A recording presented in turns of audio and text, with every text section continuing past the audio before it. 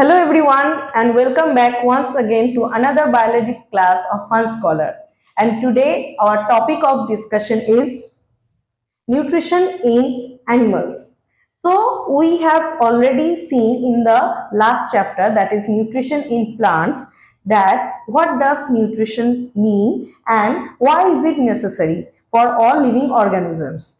So in today's class, we'll try to understand the modes of nutrition for various types of animals. So let's begin. So first of all, for recapitulation, we'll once more try to have a look at autotrophic mode of nutrition, which is carried out by the green plants in the presence of sunlight. So let's watch this video.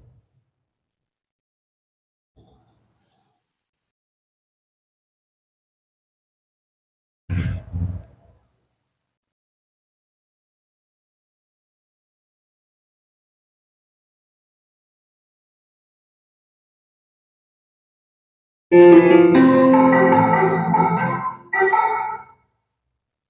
wake up early morning and you're all set to play your favorite sport. What happens to your energy levels at the end of the game? They're low, right? Yes. And how will you be able to gain the drained energy? By having food, that's right. Food gives us the required energy, and energy helps us perform activities. The food consumed provides energy is what we find in animals. So what do plants do to gain energy? We've never seen them having lunch or dinner like us. So where do they derive the nutrition from?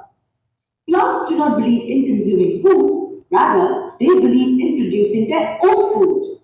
Yes, plants prepare their own food unlike us. And this gets us the concept of types of nutrition in living beings. We have two major types. The first, in which organisms like plants prepare their own food, and second, where organisms like us cannot prepare their own food. If we have to address them scientifically, we refer to the producers as autotrophic organisms and the consumers as heterotrophic organisms. And kind of nutrition are they referred to as? These types of nutrition are referred to as autotrophic nutrition and heterotrophic nutrition respectively. Let's discuss these in detail. Beginning with the first type, that is the autotrophic nutrition. As the name suggests, autos means self and troph means nourishing. Thus, all the organisms who prepare their own food belong to this category. But how exactly are they able to make their own food? It's with the help of the miraculous process called photosynthesis. It's a process in which plants absorb carbon dioxide and water and convert light energy to chemical energy. The location where photosynthesis occurs is the chloroplast present in the green leaves. Here, carbon dioxide is converted to glucose. This process can also be written like this.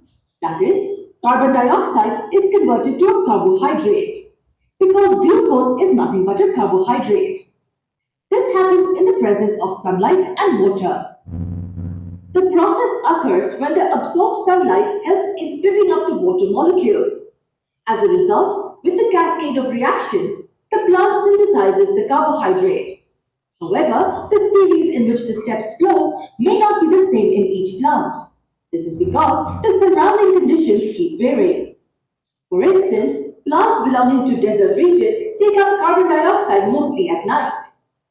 But then due to unavailability of sunlight, they cannot photosynthesize. Hence, they make intermediate compounds that can be processed further during daytime. So what are the most essential components for the process of photosynthesis? The list includes carbon dioxide, water, sunlight, and most importantly, chlorophyll. Yes, the chlorophyll pigment in the chloroplast plays a key role in the photosynthesis. It has reaction centers that are capable of absorbing light. This triggers the cascade of reactions and then completes them. Apart from chlorophyll, another important component is the stomata. These are structures of pores that allow gaseous exchange between the plants and surroundings. So how does stomata help in the process of photosynthesis? The carbon dioxide enters the leaf through these pores, And the opening and the closing of these pores is brought about by the guard cells. But how? The guard cells, when filled with water, become turgid and swell up. This causes the opening of stomata. On the other hand, when they become flaccid, the stomata closes. However, apart from flow of carbon dioxide, the stomata are also involved in letting water escape through the leaf surface. This is the process that we refer to as transpiration. Well, apart from these basic requirements, the plant even needs some minerals. These are obtained from the soil by the terrestrial plants. Some of these include magnesium, potassium, iron, and most importantly, nitrogen. These elements help in their own way in carrying out various processes and synthesizing a few important compounds. So these are the essential factors for photosynthesis. Photosynthesis is a type of autotrophic nutrition.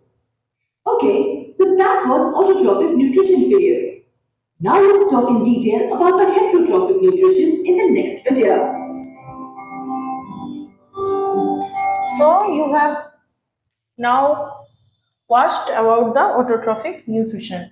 Now tell me one thing. It was also mentioned that in case of desert plants, what happens that they absorb carbon dioxide during the night time only, and they form an intermediate compound which can be further processed during the daytime when sunlight is available in order to form glucose. Now, why is it that they have to absorb CO2 during the night time?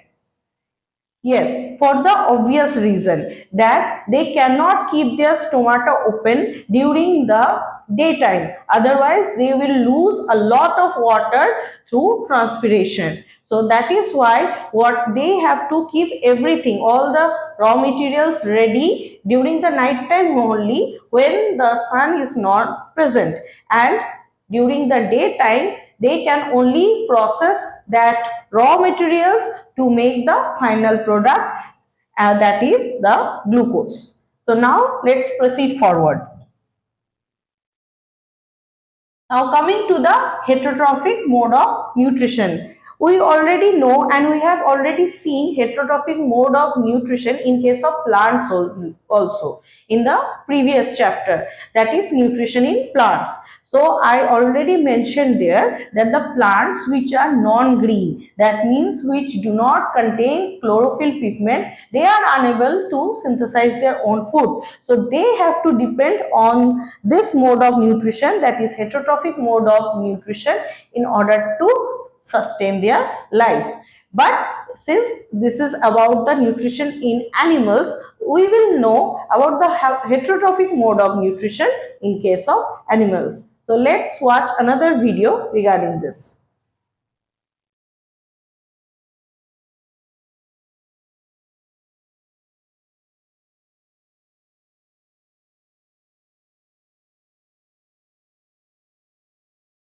We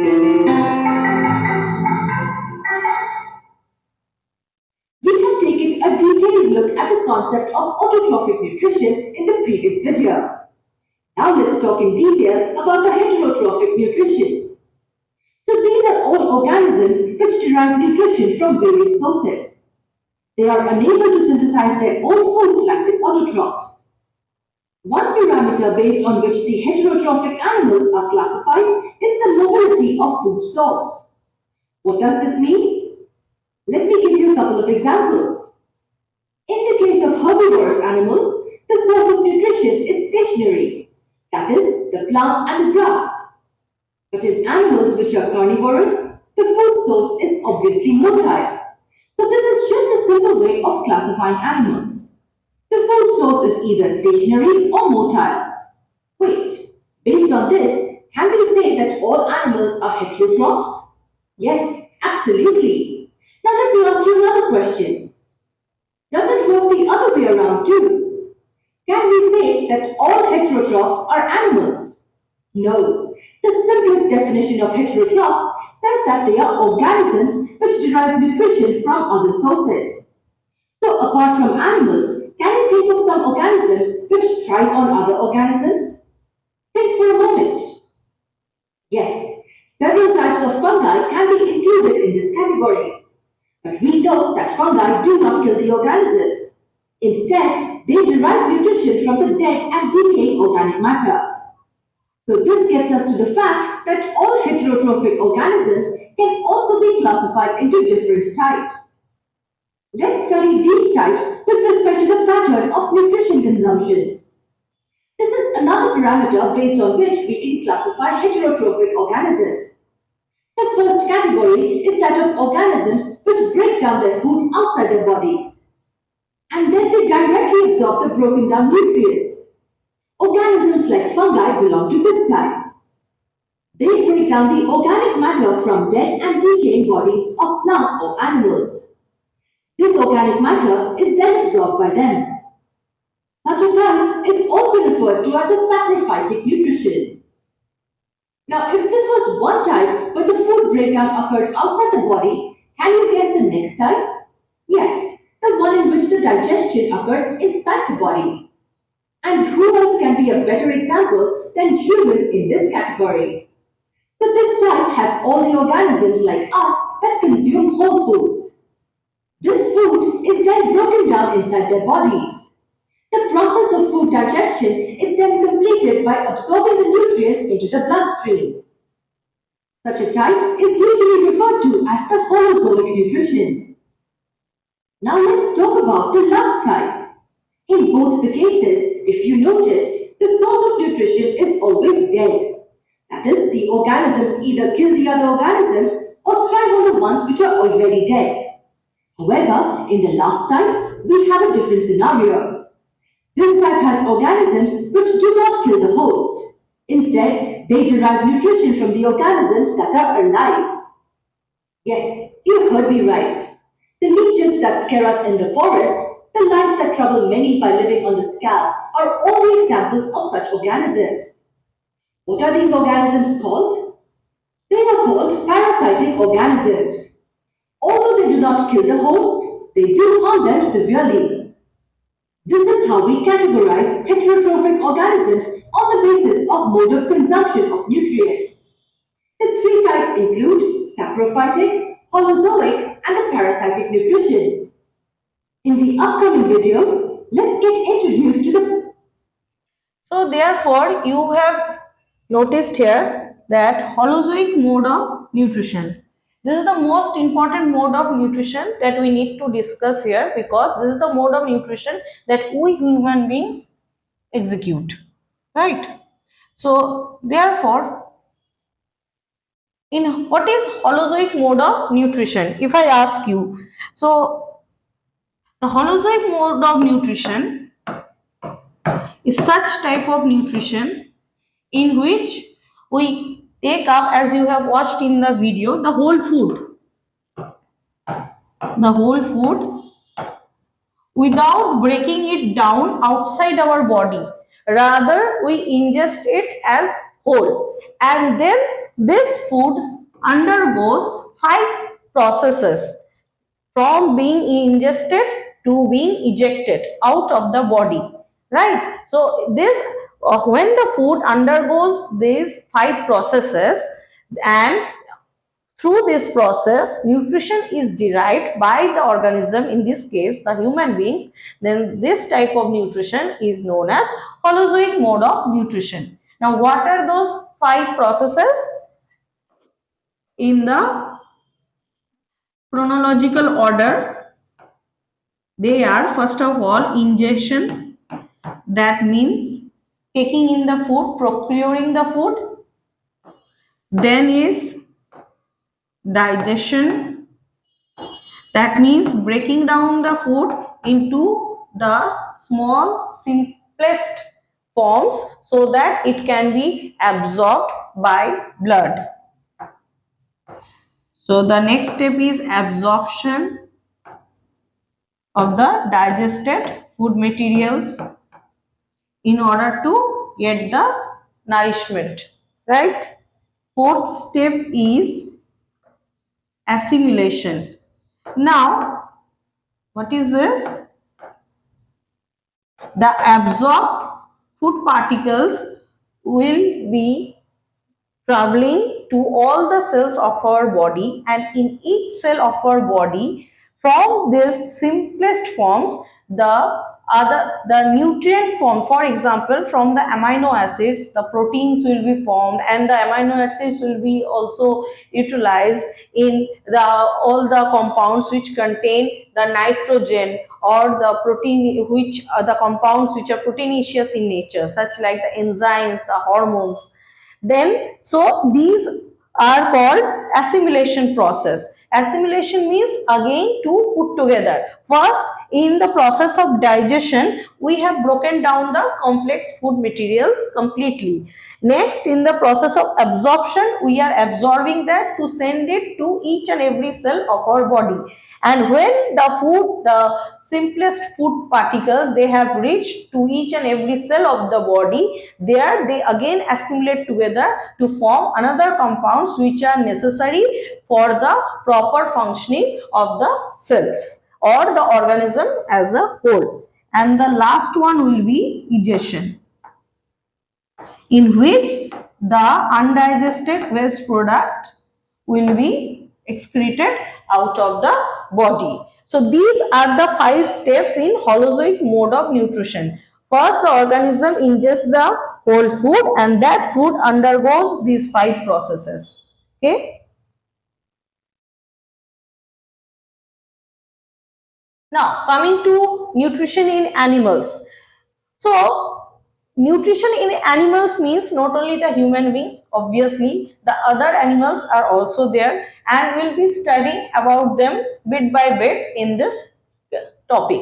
So let's begin. So we know that nutrient is required for growth, repair, and the proper functioning. That is the maintenance of the body, and repair if there is any wear and tear of the body, or some cells have been damaged due to infection by the pathogens, then in order to repair that damage, and obviously for growth and development of the body according to the age, so proper nutrition is required. Now, ways of taking food. The various processes by which different animals ingest their food, they vary from species to species. So, some examples are given here. You can see that bees and hummingbirds, they extract nectar from the flowers. So, nectar is the substance, is the sweet substance which is present in flowers, from which they make honey. So, therefore, they actually have, there is pointed, both bees and hummingbirds have pointed mouth part, so that you can see in the picture also, they can just like a straw. So, therefore, they can draw the nectar from the flowers, and then they can process it in order to make honey. Then infants and some animals, they rely on mother's milk, right? So mothers, now what are this category of animals called? They have got a special category which is known as mammals, right? Why mammals? Because mammals possess mammary glands which secrete milk after the delivery of the infants. They possess mammary glands which secrete milk after the baby is born, and to this process of nourishing the infants with the milk secreted by the mammary gland is known as suckling. That means the mammals suckle their young ones, right? And then we have got pythons and similar animals. That means in the snake category, particularly the serpents which actually crawl, right? So therefore they swallow their prey as a whole.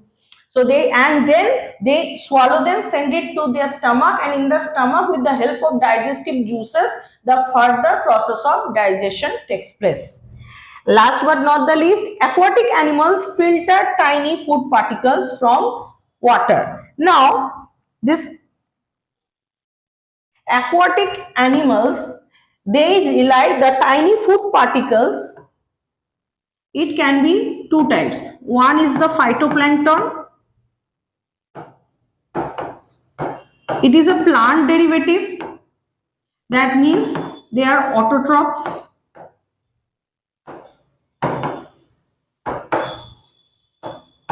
And another is zooplankton. It is, they come under the category of animals. So they are heterotrophs. They cannot make their own food. Right? So the aquatic animals primarily rely on these two types of tiny food particles. One is under the plant category, that is the phytoplanktons, and another is the zooplanktons, which come under the animal category, and it is of heterotrophic origin.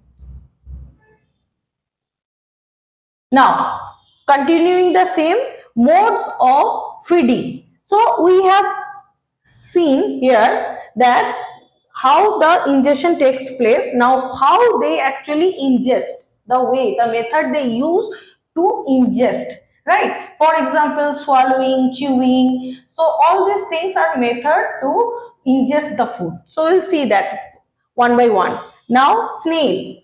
Snail uses the method called scraping. What is scraping? Scraping is that they have got a band of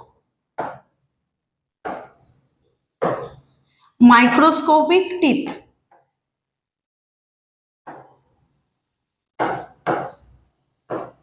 You can see in the associated image also a band of microscopic teeth called radula, with the help of which they scrape off the food particles.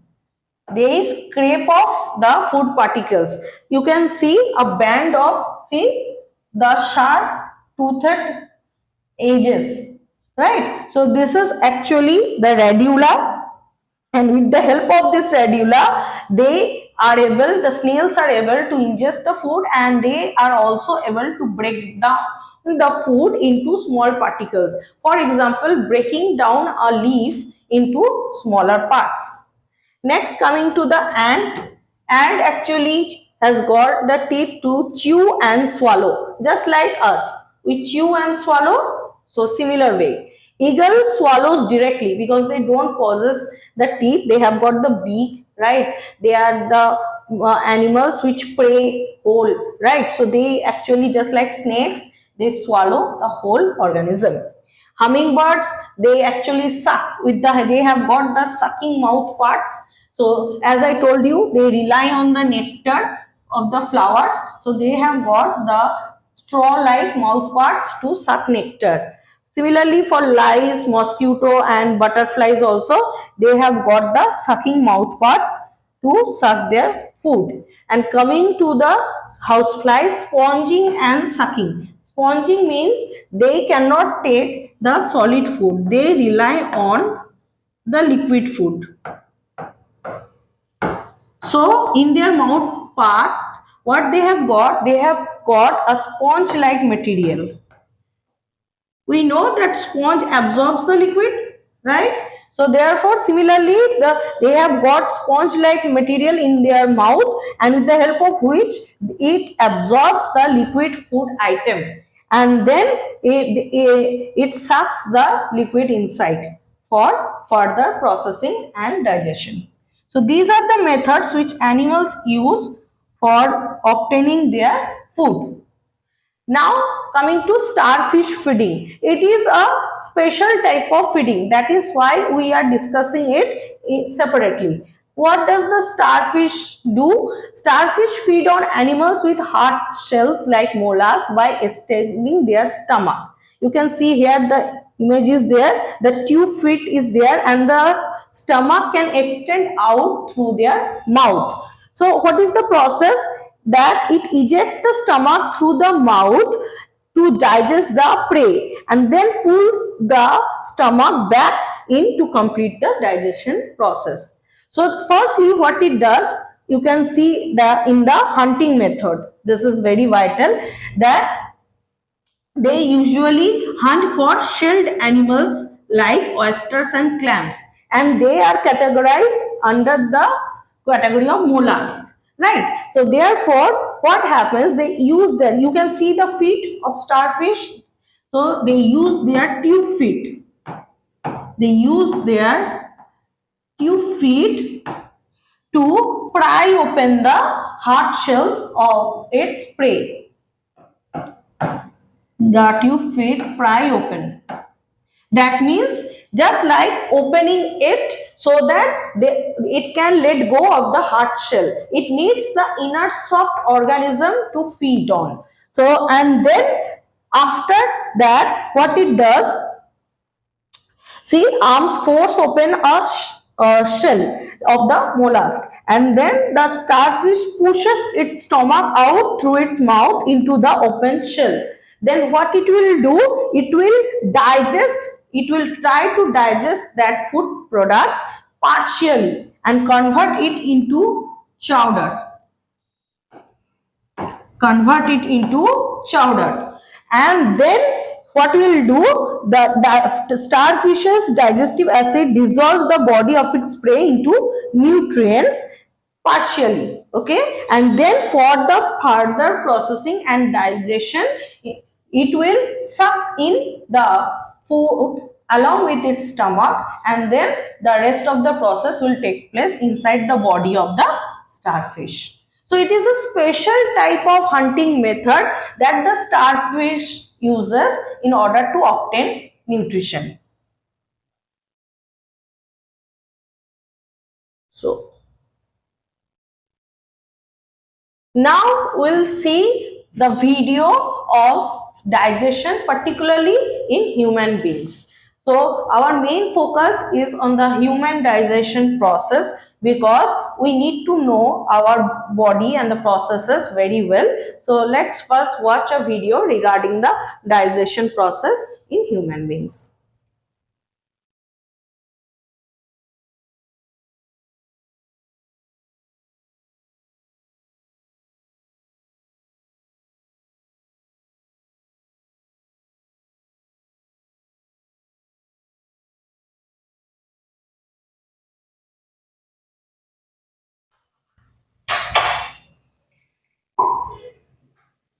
What are the different stages of digestion? We can understand this in two ways. Look at this diagram. It is a rough sketch of the human digestive system. The first step of digestion happens in the mouth. Chewed, broken down, and sent down the throat.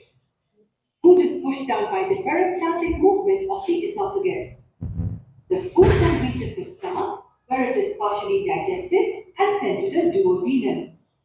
Most of the digestion happens in the duodenum, where proteins, fats, and starch are broken down and then sent further to the jejunum and ileum.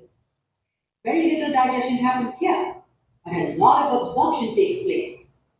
All the simple substances like amino acids, fatty acids, glucose, and vitamins and minerals too are absorbed into the bloodstream. And all the indigested waste, along with water, is sent to the large intestine. Here, water is absorbed, and the remaining indigestible matter is stored in the rectum, waiting to be passed out of the anus. This was a short summary of how the digestion takes place in the human body. The other way to look at this is by classifying each part of the process. There are five main parts. Intake of food and chewing it would be classified as ingestion. We ingest the food, or we say that we consumed it. This happens in the mouth. Then the enzymes present in various juices break the food into smaller and simpler substances. This process is called digestion. And this primarily happens in the stomach and the small intestine. And the only reason why food is broken down is so that it can be absorbed by the cells of our body. It is absorbed into the bloodstream by the villi present on the walls of the small intestine. This would be called absorption. Ingestion is intake of food, digestion is breaking it down to simple substances, and absorption is absorbing the nutrients by the cell. These simple food molecules are either stored or used to perform various functions. Functions like producing energy, building up of the body, and repairing it too. This part is called the assimilation. We say that the food is assimilated by the body, which means that it is consumed and utilized. Water is absorbed in the large intestine, and the remaining undigested food is removed from the body. This is called digestion. These are the five important stages: ingestion, digestion, absorption, assimilation, and digestion. This is how digestion happens in humans, but it may differ in other animals. Did you know that a cow has four compartments in a stomach? Yes, and their digestion process is extremely interesting. We see that in the next video.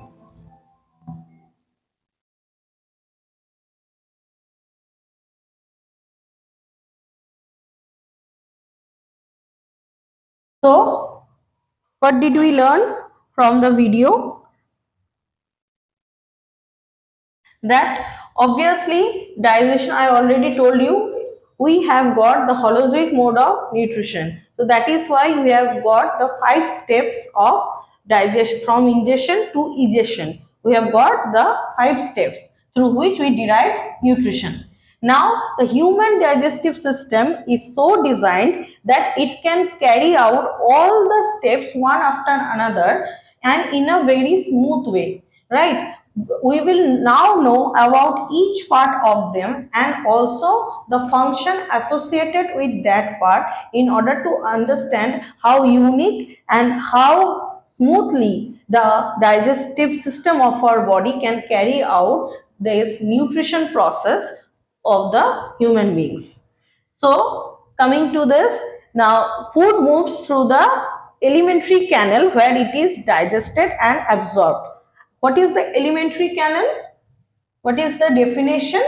The actually it means the whole canal. Canal means a passage. The passage through which the food actually is processed starting right from the mouth to the anus is known as alimentary canal.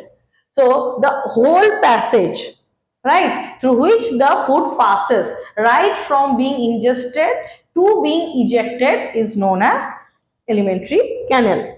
Now, what are the components of this alimentary canal? We will now know. First one is the buccal cavity. Buccal cavity means the mouth. Buccal cavity means the mouth which contains the teeth. In our case, that in case of human beings, we contain teeth. So therefore, we have got this buccal cavity, and in the mouth. And what are the things, main parts of this buccal cavity or of the mouth? They are the teeth, the tongue, and salivary glands.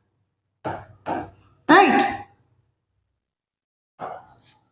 They are the parts of the mouth where the first step of digestion takes place, right? So then next comes the esophagus. What is esophagus? It is nothing but the food pipe. You can see here also, it is the food pipe through which the partially digested food from the mouth passes to go to the next part, that is the stomach.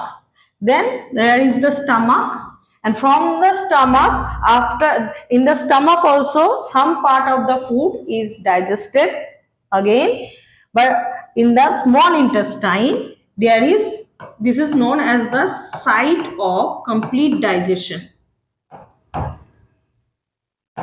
Site of complete digestion. You have already watched in the video. The small intestine, we will see its parts also in the later slides where we will be discussing particularly about small intestine. But it is the site of complete digestion and also absorption also, because the major absorption of all the digestive products also takes place in the small intestine only. And what is the large intestine then? The undigested food materials along with water is then sent there for further absorption of water, and in the rectum it is stored for a certain period, and then it is passed or it is ejected out of the system of the body through the anus. So therefore this is the complete system through which the digestion process works. And now the individual functions are given bit by bit. So buccal cavity, here the saliva initiates the digestion. We know about this and we will be discussing in detail also later. Esophagus transfers the food to the stomach, that we have known. Stomach uses acids. Which acid? HCl, hydrochloric acid, right? So it uses the HCl and the different digestive juices to break down the food. Then in the small intestine, the nutrients are completely broken down for so that in the absorbable form, and there only the maximum absorption of nutrients takes place. And in the large intestine, the absorption of water takes place and the fecal matter is actually formed there, and the fecal matter is stored in the rectum and then finally ejected out through the anus.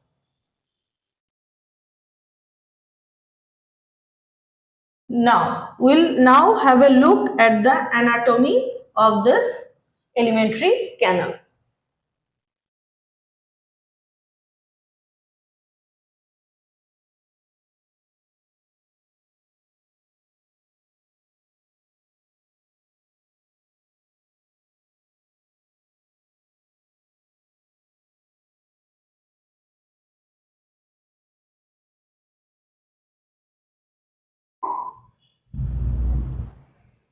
Our digestive system works in an amazing way, and fortunately, we don't really have to think to make it work. It just happens.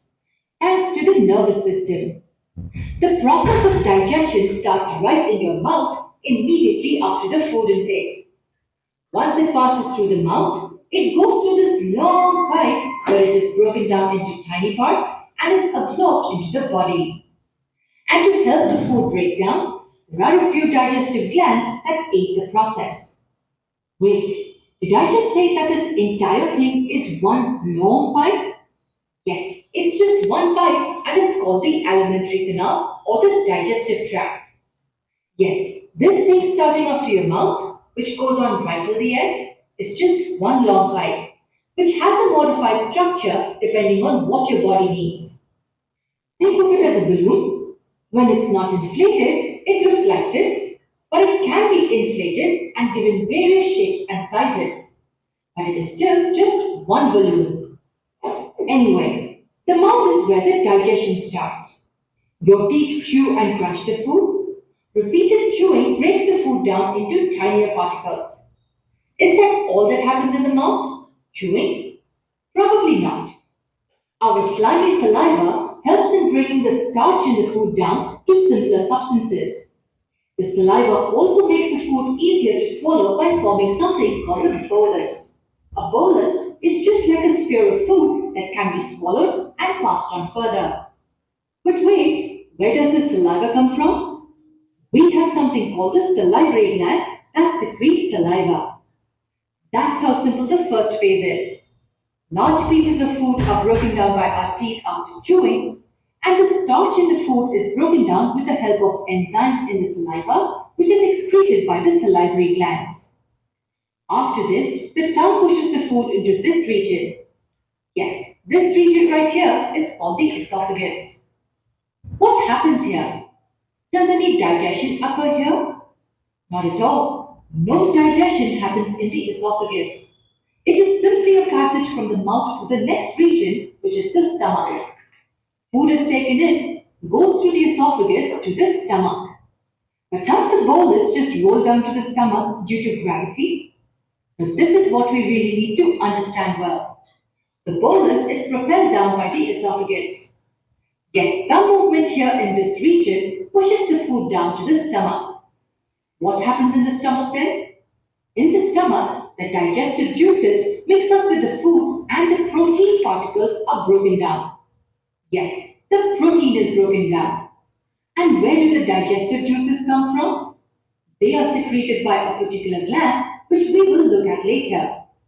We will look at all the parts individually in due course.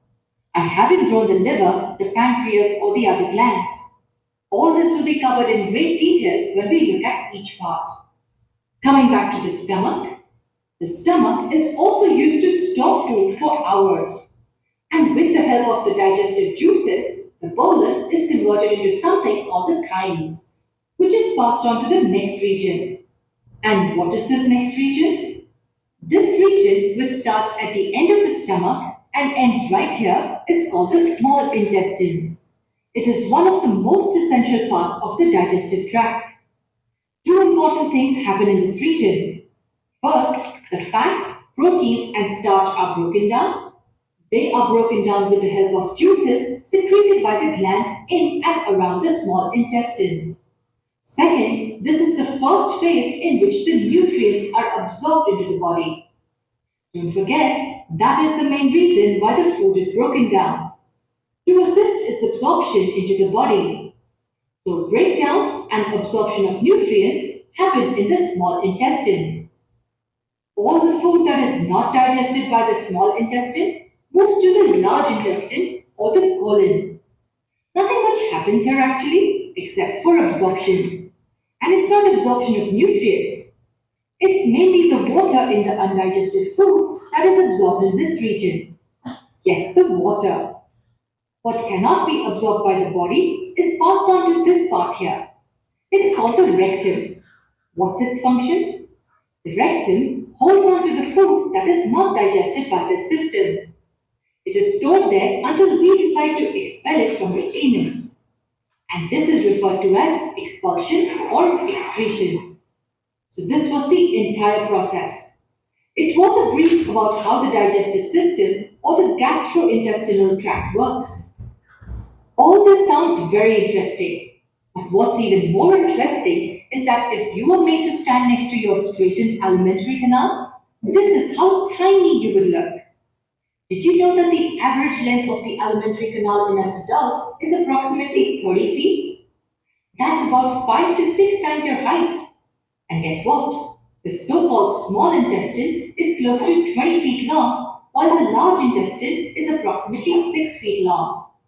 The small intestine is not so small there. The small intestine is called so because of the smaller diameter of its passage as compared to that of the large intestine. Yes, its diameter is relatively smaller. And believe it or not, about 90% of the digestion happens in the small intestine and the rest happens in the stomach and the large intestine. Interesting. But again, there's a lot more we need to understand about each part of the tract. We will cover all the points over the next few lessons. So that's all for today.